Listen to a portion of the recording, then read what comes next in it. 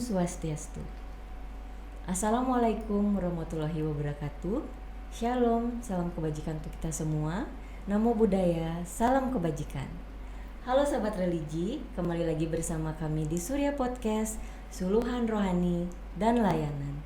Melaju maju, umat rukun, Indonesia maju. Bersama saya Tiwi dari Kantor Kementerian Agama Kabupaten Gianyar. Pada bahasan Surya Podcast kali ini, kami telah kedatangan narasumber dari agama Katolik, di mana beliau adalah Romo Dr. Dominikus I Gusti Bagus Kusumawanta PR. Nah, beliau merupakan pastor paroki Santa Maria Ratu Rosari Gianyar sekaligus sebagai Wakil Ketua 2 Forum Kerukunan Umat Beragama Kabupaten Gianyar. Langsung saja kami sapa. Shalom, salam sejahtera bagi kita semua, Romo. Selamat pagi. Selamat pagi. Bagaimana kabarnya, Romo? Baik, Rahayu. Semoga selalu diberikan kesehatan ya, Romo di musim yang seperti ini. Terima kasih. Nah, sebelumnya Romo, seperti yang sudah saya sampaikan sebelumnya mengenai perkenalan singkat Romo, mungkin bisa disampaikan kepada sahabat religi mengenai kesibukan Romo belakangan ini seperti apa, Romo, atau mungkin ada perkenalan yang Romo ingin tambahkan kepada sahabat religi. Baik, terima kasih. Om Swastiastu. Assalamualaikum warahmatullahi wabarakatuh. Shalom, salam sejahtera. Namo Buddhaya, salam kebajikan, Rahayu. Dalam kesempatan yang sangat baik ini, terima kasih kepada Tiwi selaku host kita dalam Surya Podcast.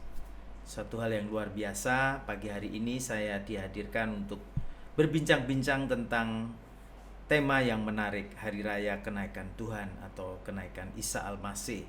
Nah, kesibukan saya sehari-hari selain sebagai pastor paroki Santa Maria Ratu Rosari Gianyar, saya juga menangani pengadilan agama dalam gereja sebagai hakim di tribunal istilahnya. Jadi masalah-masalah tentang perkawinan, tentang anulasi atau pembatalan perkawinan, bahkan juga konsultasi keluarga.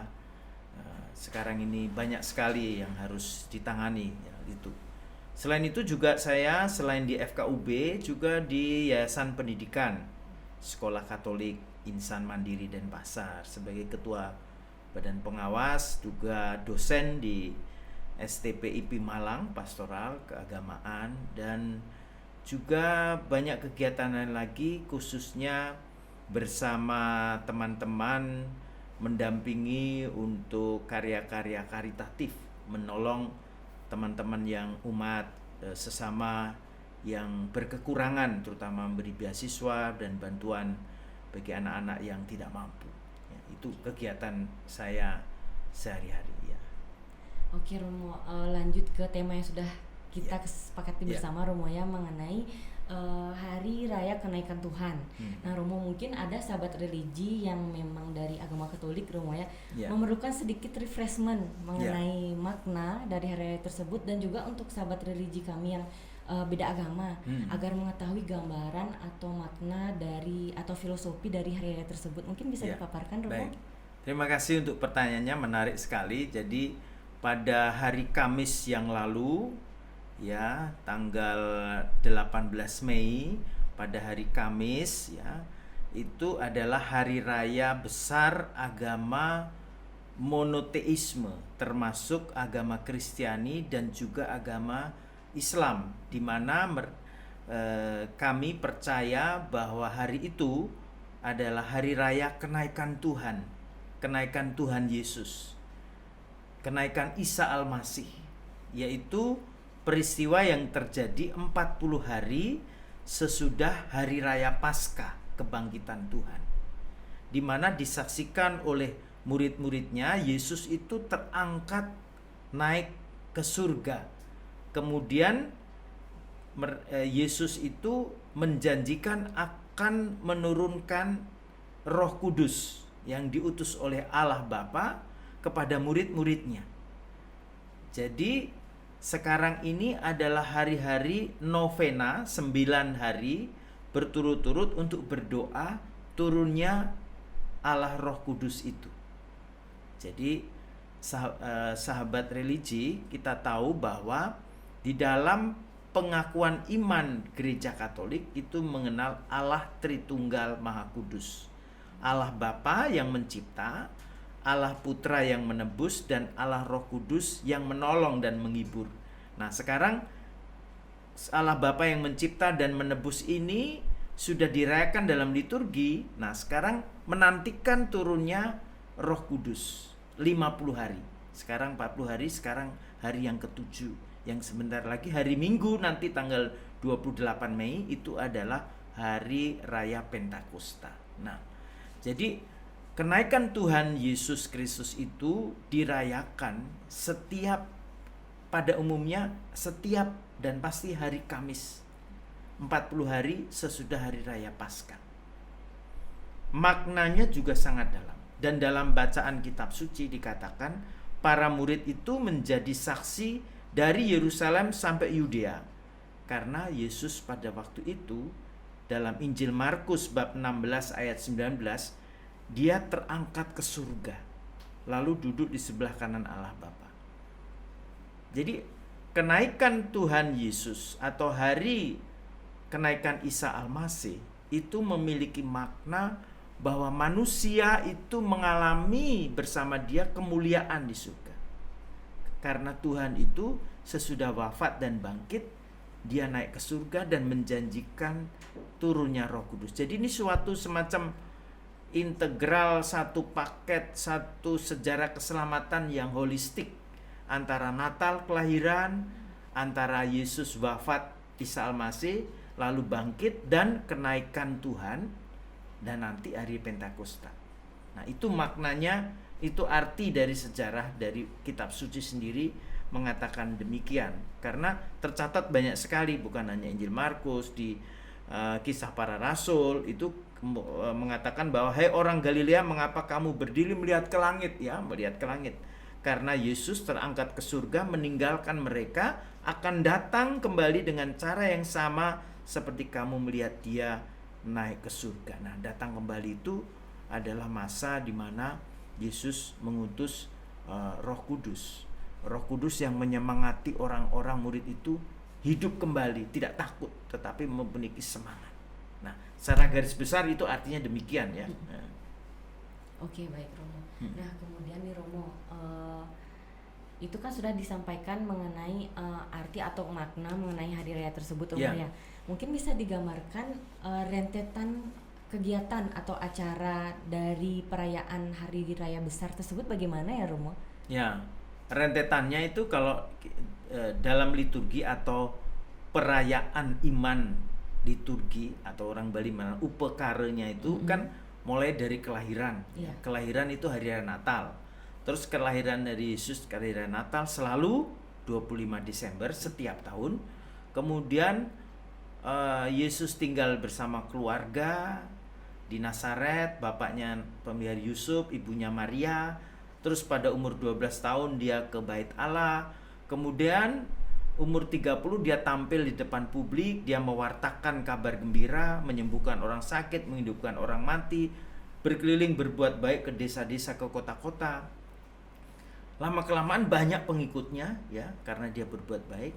Lalu menjadi sebuah ancaman secara politik maupun secara religius oleh orang-orang di sana dengan kekaisaran Roma waktu itu menjajah daerah Palestina.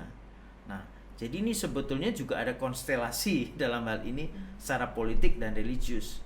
Kadang-kadang siapa yang muncul itu menjadi seperti musuh. Nah, Yesus selalu menghindar, dia berbuat baik dan melakukan sesuatu untuk kemuliaan manusia dan Bapa Allahnya yang dia diutus, ya. Tapi tokoh-tokoh agama bersama dengan kekaisaran Romawi menangkap dia, dituduh sebagai menghujat Allah, kemudian dihukum mati dengan disalibkan. Nah, disalibkan itu dia wafat kan. Seperti orang berdosa padahal dia tidak berdosa. Seperti orang penjahat padahal dia tidak penjahat. Nah, pada hari ketiga dia bangkit. Setelah mati dia bangkit. Dia bangkit menampakkan diri kepada mereka, saya masih hidup. Tapi dalam bentuk yang berbeda, ya. Lalu murid-muridnya semakin hari semakin percaya bahwa benar Tuhan itulah bangkit. Nah, dalam kebangkitan dia menampakkan diri terus pada hari itu tadi 40 hari sesudah Paskah, setelah meyakinkan murid-murid, dia naik ke surga. Nah, itu hari naik ke surga. Lalu dia ngutus janji, kamu jangan takut, saya tinggalkan, saya naik ke surga, bukan seperti yatim piatu. Akan datanglah Roh Kudus yang membuat kamu dihibur, ditolong. Kalau mengalami kesulitan, dia akan nolong. Nah, itulah hari raya Pentakosta yang hari Minggu tanggal 28 Mei kami rayakan. Nah, itu. Oke, mungkin dari penjelasan Romo membuat saya khususnya kan saya dari Hindu Romo ya, Yeah. jadi tahu Yeah. memahami mengenai gambaran dari hari Yeah. raya tersebut. Yeah. Nah, kemudian beralih ke moderasi beragama ya Romo Yeah, ya. yeah. Nah, di mana kami ini kan lagi menggencarkan tentang moderasi beragama. Betul. Apalagi tahun depan ini kan akan menyambut hari pemilihan ya Romo ya. Nah, banyak nih isu-isu yang mengkaitkan antara politik dan agama. Nah, seharusnya kan tidak seperti itu Romo ya. Nah, mari kita bahas mengenai moderasi Romo ya. Menurut Romo sendiri, bagaimana sih, sudah sejauh mana mungkin tingkat dari persentase kemoderatan penduduk di Gianyar khususnya? Romo kan sebagai wakil ketua 2 di FKUB Gianyar tuh. Mungkin bisa disampaikan Romo. Baik, terima kasih, pertanyaan menarik juga. Nah, saya sudah kurang lebih 10 tahun bersama FKUB di Kabupaten Gianyar. Kurang lebih 56 desa kami kunjungi untuk dialog kerukunan umat beragama.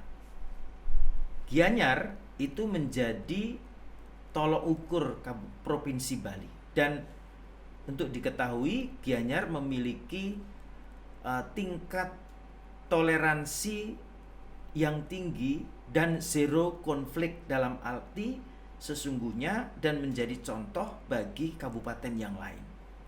Apalagi pemerintah Kabupaten Gianyar mendukung kegiatan-kegiatan FKUB Kabupaten Gianyar. Saya bisa memberi kesaksian, kami ikut dalam merayakan ulang tahun Kabupaten Gianyar dengan pentas seni. Kami juga dialog keliling desa, mengadakan dialog antar kaum muda di sekolah. Dulu ada pendidikan terhadap toleransi kepada anak-anak SMP, anak-anak SMA ya. Kemudian kalau intern kami di Gereja Katolik, kami mengadakan doa Rosario Nusantara, di mana kami berdoa seluruh tokoh agama untuk menyampaikan agar di tahun politik ini Indonesia Nusantara aman, damai, tentram, saling menghormati, dimulai dari Gianyar. Kami berdoa untuk pemerintah Republik Indonesia, untuk para pemimpin negara, untuk provinsi, untuk kabupaten Gianyar ya, untuk Bapak Made Mahayastra, untuk Bapak Gubernur, dan segala macam. Semua antar agama, tokoh agama dilibatkan. Nah, tujuannya adalah ingin mengajak umat supaya kita semua itu saling menghormati toleransi. Karena hari raya kenaikan Tuhan itu kemuliaan manusia. Dia mulia naik ke surga. Nah, manusia itu bisa mulia. Maknanya untuk moderasi, manusia itu bermartabat. Kita harus saling menghormati. Bahkan untuk orang-orang yang difabel, orang-orang yang dianggap mungkin tidak sempurna secara fisik maupun psikis, mereka juga punya hak dalam hidup. Makanya Kementerian Agama kan ada ramah anak, ramah ibadah yang ramah terhadap difabel, ya toh, terhadap ramah anak juga. Nah, itu wujud suatu kemuliaan bagi manusia. Nah, inilah yang harus dilakukan. Maka FKUB Kabupaten Gianyar gencar sekali untuk memperhatikan dialog dan kerukunan umat beragama supaya zero konflik, tidak ada konflik di Gianyar ini, melainkan aman, damai, rukun, dan sejahtera. Dan itu juga menjadi tagline daripada Kabupaten Gianyar yang aman, ya toh? Yang aman itu berarti ya dalam kehidupannya merasa damai, tenang, rukun satu sama lain, ya tidak ada lagi satu sama lain saling bermusuhan. Kita semua adalah saudara, menyamo brayu. Nah, orang Bali begitu. Iya, baik sebelumnya mungkin saya dan sahabat religi juga mengucapkan terima kasih banyak Romo Iya, atas terima kerja kasih. kerasnya, atas Ya. semangatnya memberikan dialog untuk kemoderatan itu Iya. ke 56 desa ya Romo ya Iya. di Kabupaten Gianyar, sehingga Astungkara Kabupaten Gianyar ini memiliki tingkat kemoderatan yang tinggi dengan zero konflik berarti Iya. Romo ya. Iya. Baik, mungkin Romo perbincangan kita di Surya Podcast untuk tema kali ini demikian dulu. Mungkin di lain kesempatan Romo bisa hadir kembali Iya. untuk mengisi Surya Podcast dengan bahasan yang berbeda tentunya. Terima kasih. Iya, baik. Demikianlah podcast kami hari ini bersama Romo Wanta. Demikian juga pemaparan yang telah disampaikan, yang demikian apiknya, yang juga diberikan dengan sangat lugas, sangat informatif. Nah, demikian yang dapat kami sampaikan. Kami mohon maaf apabila ada kesalahan, dan kami tutup dengan Parama Santi. Om Santi Santi Santi Om. Wassalamualaikum warahmatullahi wabarakatuh. Shalom, salam sejahtera untuk kita semua. Salam kebajikan, Rahayu.